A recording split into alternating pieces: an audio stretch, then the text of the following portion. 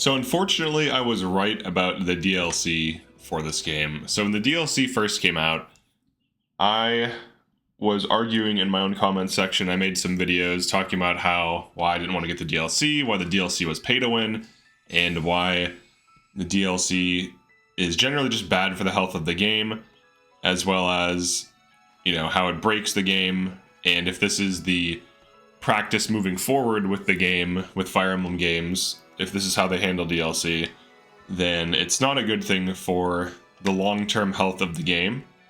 So what does the DLC do exactly? When you buy the DLC for Fire Emblem Engage, you get Divine Paralogs, which give you XP, extra money, extra resources like staves, weapons, and so on. They also give you bracelets, which are basically just glorified engage rings that you can use at any point in time once you get them. So if you lose all your emblem rings in chapter 11, you can still use these bracelets, and then if you lose them in chapter 22, well, when you lose them in these chapters, these chapters are designed around not having emblem rings, and with the DLC you can just be like, oh, okay, that's cool, and just run these 7 bracelets anyways, completely undermining the challenge, or at least the supposed challenge of the game, where you're supposed to lose your abilities for set chapters and then deal with that, right? So aside from just giving you extra emblems during those chapters, you also get extra emblems throughout the entire playthrough. So here is a playthrough that is on chapter 8, and here are my units. We did all of the Divine Paralogs. This Alir, I think he's actually second sealed, or no, maybe not. I don't know if I don't think this Alir's second sealed, but they clearly can deal a lot of damage. They might be. They definitely leveled up quite a bit. I might be like a high level, because I have I guess 19 strength. Maybe I'm like level 15 or so. But I have Star Sphere early. I have Edelgard Ring, which is very cracked. And if you look at my stats and the fact that I have like all these things, I'm gonna have an easy time beating this game by this point. And then Fram has Marth for whatever reason. She's level 15. I think I just ran out of... Yeah, I don't even have Master Seals yet because it's still really early. And then we have Saline. She's not really overpowered, but Chloe is kind of getting there. We have Star Sphere on all these units, and long term, they're going to level up and be insane. I already have Lance Power 3. You get to reset your wells every time you do a Divine Paralog, so you can pretty much guarantee like Lance Power, Sword Power 3. And then also if you do the Xenolog, you can do it on easy or, normal or hard mode, which is basically easy or normal mode. You can get these units, which are all like level 20, and these will obviously break the game. They're way over leveled if you get them early. Now, I think the intention with these is that you're supposed to beat it on the same difficulty, which I guess is fair, but the fact that you can just put it on normal mode and beat it anyways, and then get cracked units is pretty insane. So this is like the effective DLC on the game. Look at it. Everyone has an emblem too. Everyone has like some kind of emblem. I think I even have excess emblems that aren't even being used. Yeah, well, I had Micaiah, but you get Veronica, Edelgard, Camilla, Chrom, Soren, Hector, Tiki. And of these, some of them are like completely broken. Like just putting Tiki on a unit and giving them Star Sphere is enough to take an early game unit and make it blatantly overpowered. But the fact that you have Dragon Form and you can deal huge damage and tank.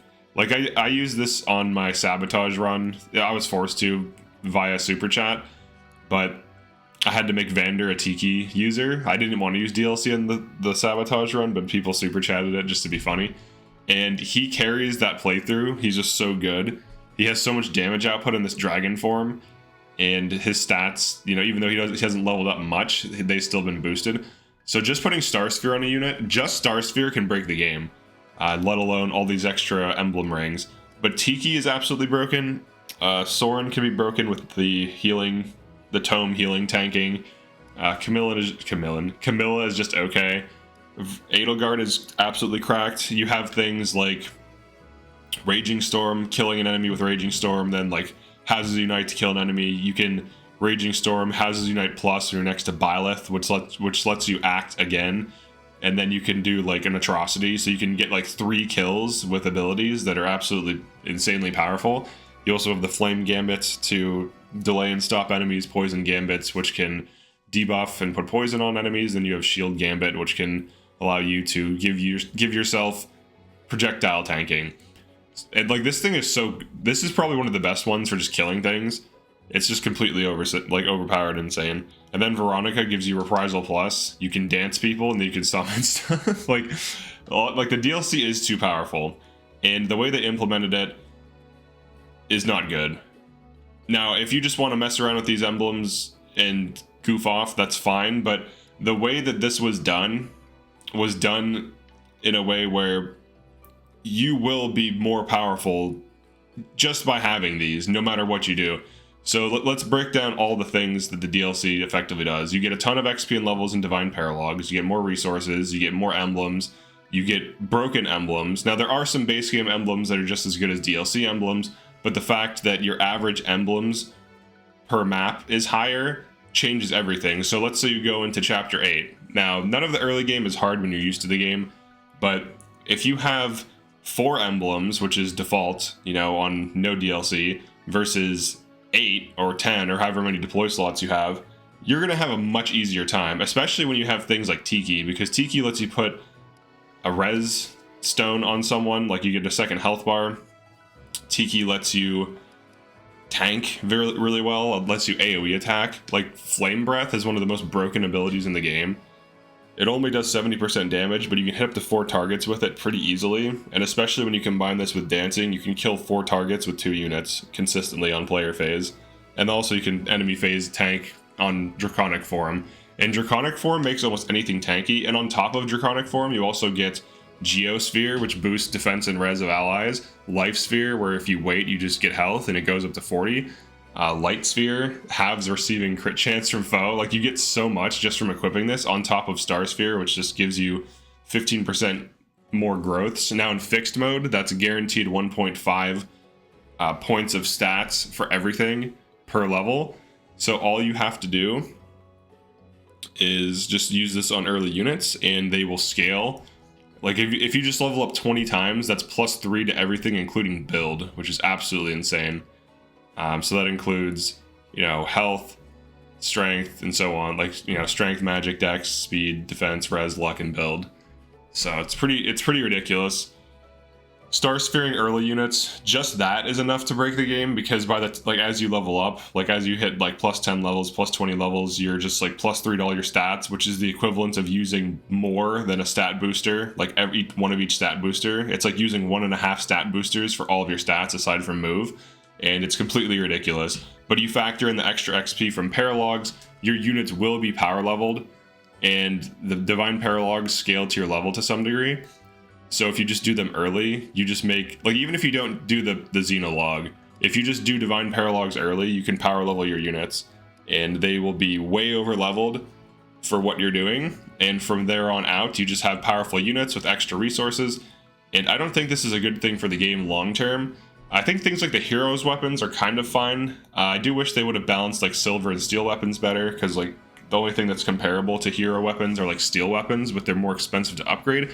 I think the issue is that silver and steel weapons are just too expensive to upgrade compared to other things. Javelin's cheap to upgrade, Rider's Bane, Levin Sword, Killer Axe, Killer Sword. These are pretty cheap to upgrade. The upgrade costs on mainline generic weapons is just too high, and if they just brought that down, these weapons wouldn't be as better or as good. They would just be a side grade, in between. But because you can upgrade them and they have such a low weight, they're basically just better than silver and steel weapons. But even this is questionable, I just use them because I like the appearance and they're just fun to use. But if we're talking about game design and game balance, these are just the best weapons for physical in the game outside of crit builds. So but yeah, I don't think the DLC should completely derail the game balance. In Three Houses, the DLC gave you a few advantages, and they definitely helped. They gave you some stat boosters, they gave you the Chalice of Beginnings, and some extra units, some of which had crazy spell lists and good stats. But it didn't break the game. It definitely made the game easier, but it didn't break the game. The DLC just breaks the game. Straight up. And I don't think that's a good practice. I don't think this is something that should be accepted. I got a lot of pushback for pointing this out, and I said it was pay to win, which it is, Because pay to win is if there's a challenge and you pay money, the challenge is reduced. That's what pay to win is. It doesn't matter if it's a competitive game or not. Now, you can argue semantics like, oh, it's not, it is or it is not pay to win. But the result is still here, whether you want to acknowledge it or not. The result is that if you run DLC on a playthrough, it makes the game way easier. This is like objective in terms of resources.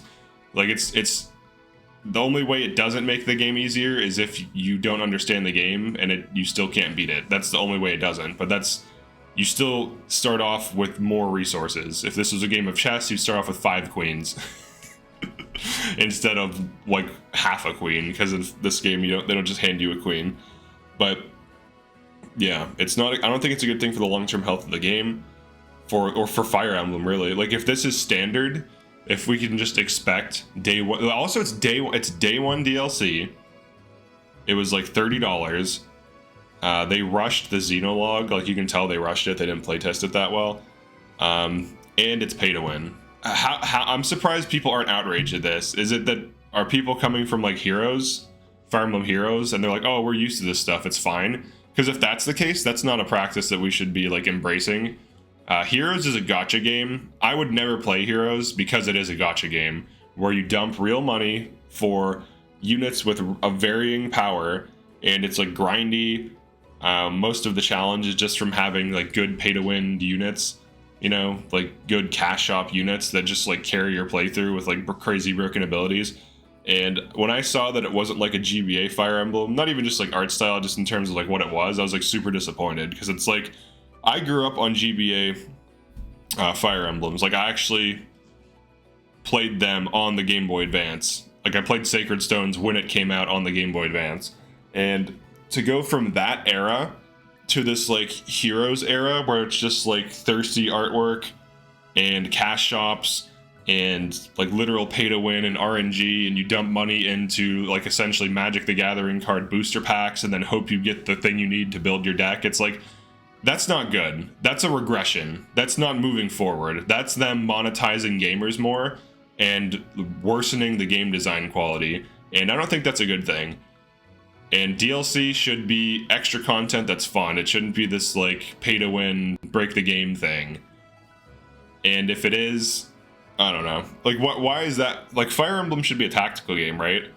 That's the whole point. So why would you make it so that your tactical game with so many resources is just completely undermined by updates and DLC? I just don't get it. And in order to address the SP problem, which I kind of believe was like done on purpose, they made another gacha system. They made a gacha, like there's already a bond ring gacha system, then they made another gacha system in the Well. And the Well is like the only reliable way of getting high amounts of SP outside of like XP farming and grinding for SP. So I don't think that balance is like the concern here. And I'm not even sure, like, do they even take our feedback? Like, are they even listening to us? Because it feels like they just do whatever they're going to do and we just have to deal with it. And no one, and it even seems like people just defend it too. They're like, oh, well, what's wrong with the game being made easier by DLC? It's like, well, what's the point of playing on the highest difficulty setting if you can just reduce it to like if you can just reduce the difficulty to being like the same as normal mode? Why even have difficulty settings? Just make it one difficulty at that point. Like why improve at the game to beat a hard setting when you can just get the DLC and it mostly does it for you? That's like the issue, right? But yeah, unfortunately, I was right about this. And you can disagree with me, but like having more resources in this type of game, it objectively makes the game easier. And I got a lot of pushback on this. And this video isn't an "I told you so." It's more of I wish it wasn't this case, and I hope that future games aren't worse. Like it's like, think about it. There's already like the gazebo thing, where you get like the outfits you can only get through buying real life figurines. There's the Heroes thing. They want you to get Heroes on your phone, install it, create an account, get on their email list, and then link it to your Nintendo account. And then there's the pay to win DLC. Like how much worse is it going to get from here? How many more things like this will there be until people are outraged, or will people not even care? Because it really seems to be the case that people don't even care at all, and game integrity doesn't matter to them. Oh, it's a single player game, who cares? It's like, well, it still matters that it's well designed, right? Like, game design matters, and if a game is too easy, people won't play it. If the challenge isn't there, a lot of people won't play it. If you just want to break the game on the highest difficulty setting, then you're not really playing the game on the highest difficulty setting. You're basically just breaking the game. You might as well just be using cheat codes and mods, to be honest. So yeah, that's it for this one. Not too happy with the DLC. I actually legitimately regret buying it because now every time I do a new save file, I have to delete all the extra bonuses the DLC hands me, and it's actually annoying. I wish they could just be put in some chest somewhere, but the developers, I don't think are going to do that, unfortunately. But yeah, that's it for this one. Hopefully in the future, DLC isn't as game-breaking. I don't think you can really do DLC in a Fire Emblem game without it giving you some kind of advantage, because if it's during the gameplay, unless it's like you do Paralog A or Paralog B and you have a choice and you only can do one, and the Paralog B is the DLC Paralog, it's always going to give you extra stuff, and it's always going to break the game to some degree, or at the very least give you a huge advantage. And I think we're at a point where no one cares, and they're just going to keep going, and it's probably just going to get worse. I'm not trying to be a doomsayer or whatever, but, you know, companies do what works, and if no one's giving them feedback or pushback or static, they're going to keep going. So we very well could end up with, like, a situation like an EA Games type of thing where there's just, like, regular cash shop things that just boost the game. And once that happens, if that happens, then I'm definitely not one of the people responsible for that because I pushed back against it. All right, peace.